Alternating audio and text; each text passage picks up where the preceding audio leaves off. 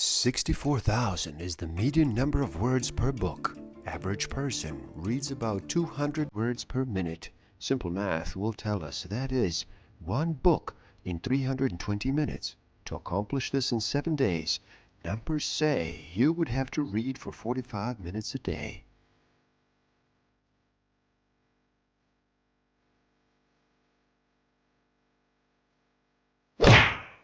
Don't forget to subscribe.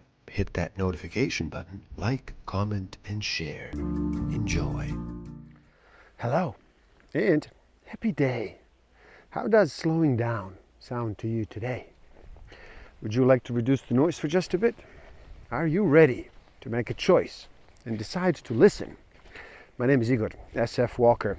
I'm here to remind people to slow down, to reduce the noise, to walk their lives into a natural flow. Welcome back to the Book of the Week series. Every week, as I read another amazing title, I share it with the world. And today we look at barking up the wrong tree. The surprising science behind why everything you know about success is mostly wrong. By Eric Barker. In this video, I will talk about what really produces success by looking at the science behind what separates the extremely successful from the rest of us. We learn what we can do to be more like them and find out in some cases why it's good that we aren't. I will talk about the big four: happiness, achievement, significance, and legacy. We'll discover some rules for success. So stick around until the end. Lots of great knowledge here. Also, do take a moment and find out which innate human need is driving all of your behavior. Discover what is the most influential motivational factor for your own success by taking the free human needs test, and learn more about my program for self-actualization and self-transcendence that will guarantee success on the road of becoming the greatest version of yourself, called Master of Life Awareness. Links are in the description below. I don't know about you, but my high school guidance counselor never told me that hallucinations, mailbox assaults, and generalized insanity were vital to be a world-renowned success in anything. I was told to do my homework, play by the rules, and be nice. All of which raises a question: what really produces success? This book explores what brings success in the real world. And I mean life success, not merely making money. What attitudes and behaviors will help you achieve your goals in whatever arena you choose, career or personal. A lot of books cover one facet of the success diamond or present theory.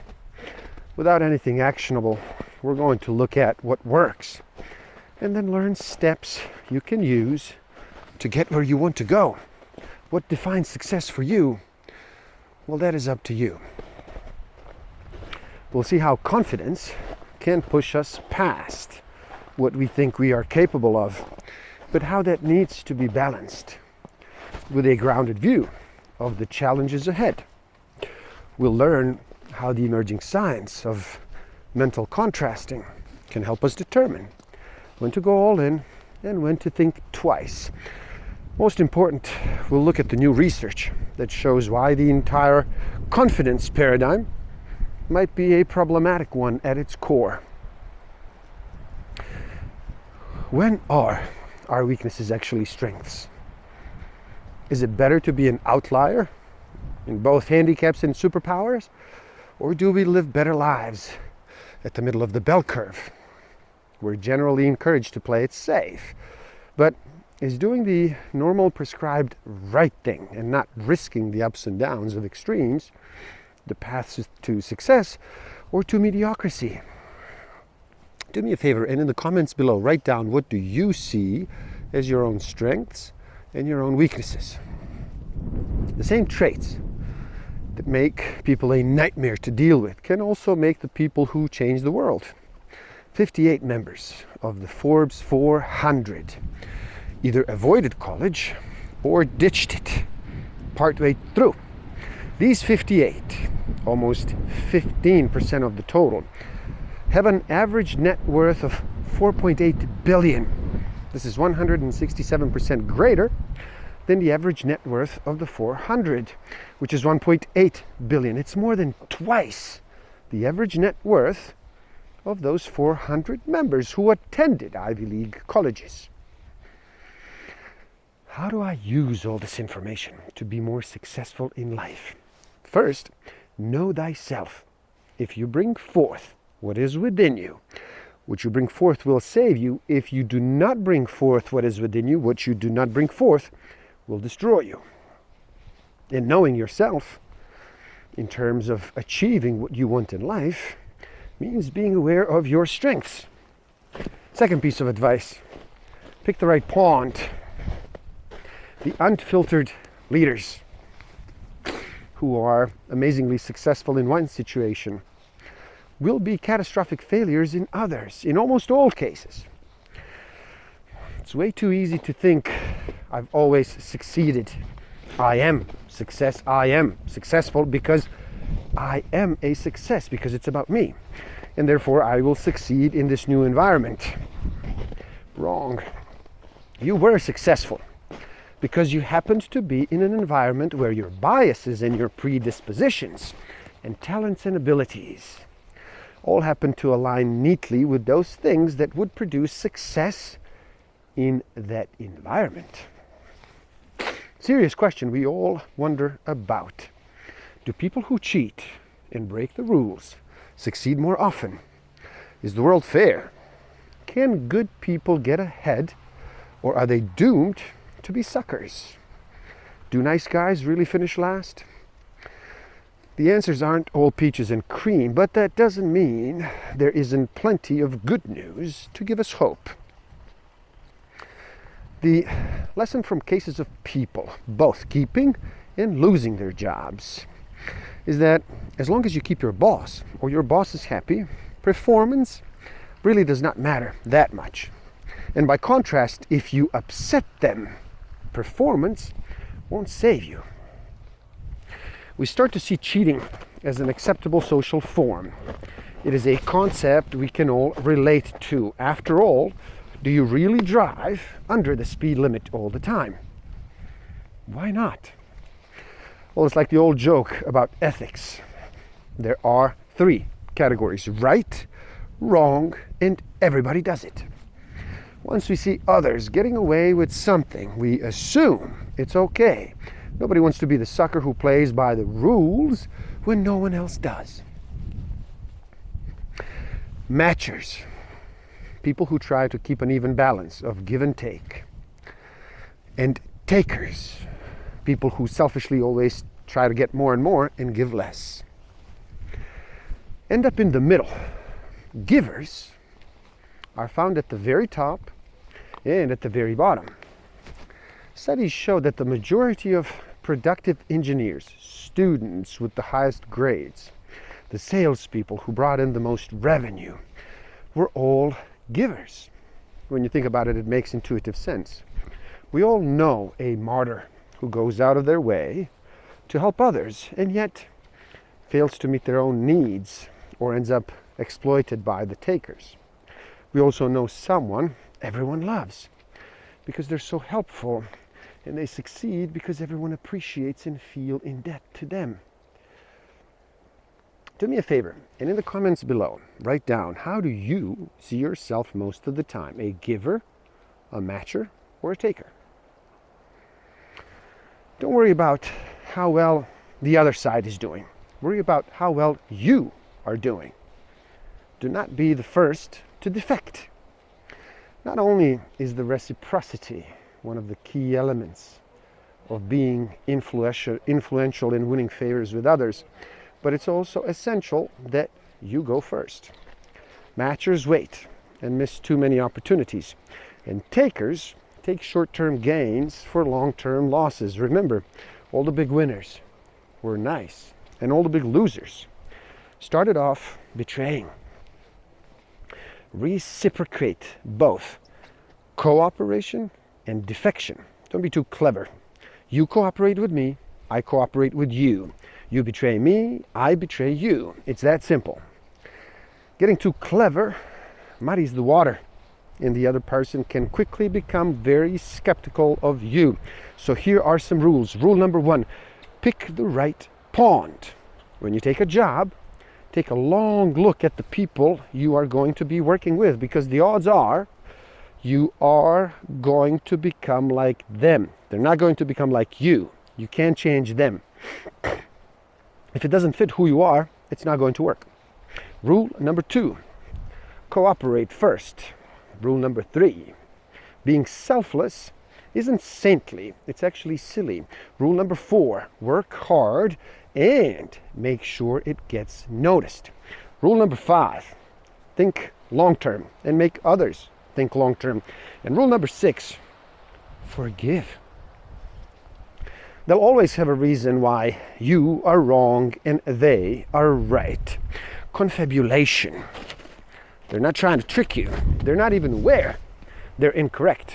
And sometimes their responses are utterly ridiculous. People with Alzheimer's often confabulate when they can't remember things. They completely reconstruct reality to fill in the gaps.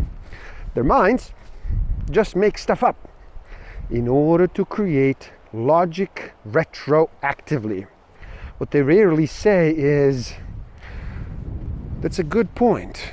I don't know why I believe this. And I bet you know plenty of otherwise normal people who aren't big on saying, I don't know. By engaging in cognitive reprisal and telling ourselves a different story about what is happening, we can subvert the entire willpower paradigm. Some research has shown that willpower is like a muscle and it gets tired with overuse. But it only gets depleted if there's a struggle. Games change the struggle to something else. They make the process fun.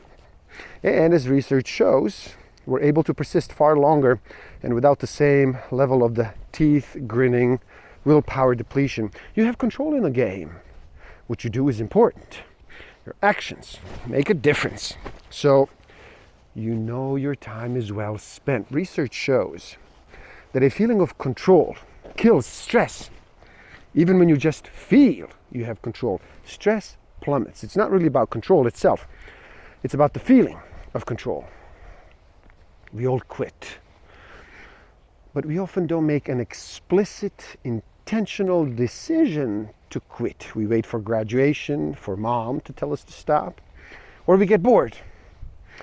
We fear missing opportunities, but the irony is, by not quitting unproductive things ASAP, we're missing the opportunity to do more of what matters, or try more things that might. We have all said that we should have quit that job or ended that relationship sooner. If you quit the stuff you know isn't working for you, you free up time for things that might. You're bombarded with stories of persistence leading to success. But we don't hear as much about the benefits of quitting. The question is, what are you going to do less of? What are you going to quit or say no to in order to make time for what matters most? You can't do anything once you stop trying to do everything. And you may ask, but if I just start quitting things when I turn into a total flake? And actually, being a flake is another powerful secret to success. Reframing problems as game-like challenges increases resilience and it reduces stress. The most important benefit of low self-confidence points to the fact that low self-confidence can bring success, not just to an individual, but also to organizations and society. This leads us to the strengths of being less than confident. Confidence makes it very hard for us to learn and improve when we think we know all the answers. We stop looking for them. Marshall Goldsmith says, although our self-confident delusions can help us achieve, they can make it difficult for us to change. When we're less sure, we're more open to new ideas. and we're actively and passively scanning the world for new ones. When we have that confident feeling of power, we don't pay as much attention because we feel we don't need to. Thomas Chamorro says there are two benefits to humility. It's a reality check, and it keeps us from being arrogant. He argues that humility actually drives self-improvement because we can see the gap between where we are and where we want to be.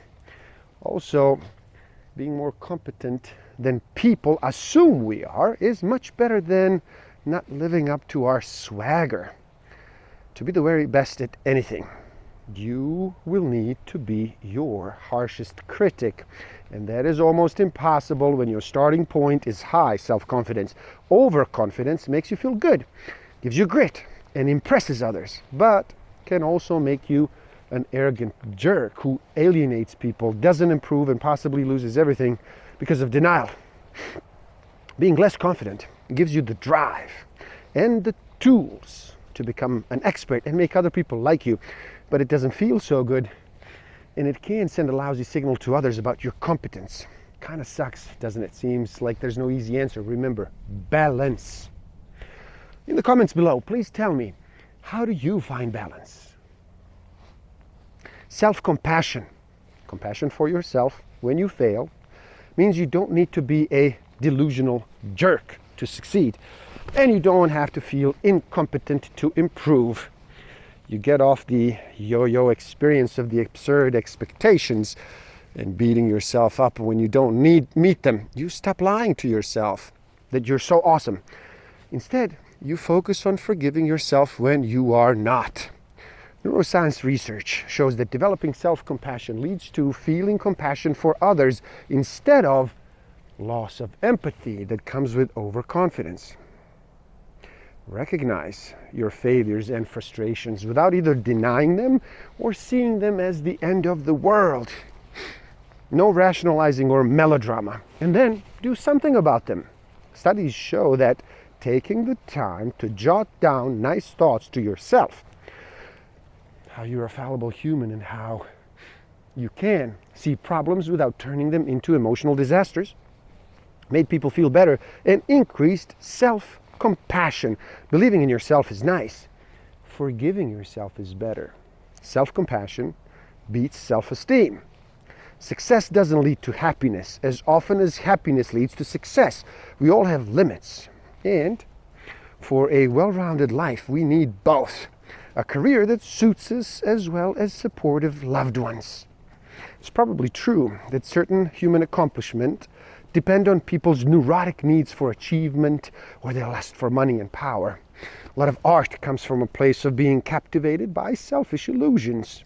So, while obsessive work may be necessary for the highest of success, it doesn't lead to a fulfilling, balanced life. That raises one question. If we want to achieve success and don't want to be cut off from friends and family or suffer the depression or burnout, can less really be more?